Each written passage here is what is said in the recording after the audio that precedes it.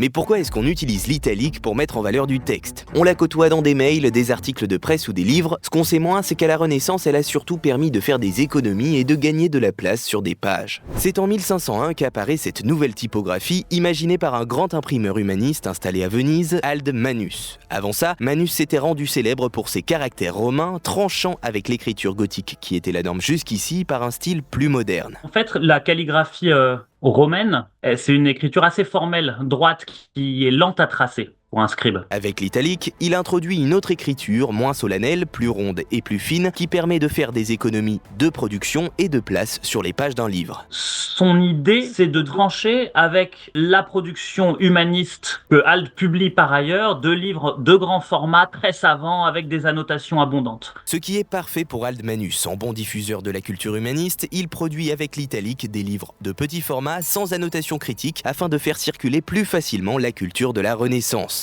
L'italique, qui tire son nom du pays dans lequel elle a vu le jour, naît donc de la volonté de procurer aux lecteurs les moyens de feuilleter des livres en toutes circonstances. C'est un grand credo humaniste, c'est de se passer des intermédiaires qui peuvent rendre le texte obscur, de se dispenser des annotations souvent savantes et éclairantes, mais qui peuvent aussi polluer un peu la lecture, et de permettre au lecteur de nouer un lien immédiat entre le texte et lui. À la fin des années 1530, la toute jeune typographie endosse sa fonction contemporaine. Elle devient l'écriture qui sert à mettre en valeur d'abord des titres dans une dimension esthétique. Le côté graphique, surprenant, irrégulier, décoratif de l'italique va servir à mettre en évidence des titres de chapitres, par exemple. Puis ensuite des morceaux de texte dans un souci, pense-t-on, économique. À ce moment, les textes juridiques sont imprimés en deux couleurs, rouge et noir. Un procédé d'impression très coûteux qui suppose 2 passages sous la presse et qui a été optimisé par l'éditrice Charlotte Guillard. Et Charlotte Guillard décide à la fin des années 1530 de remplacer les rubriques rouges par du texte en italique.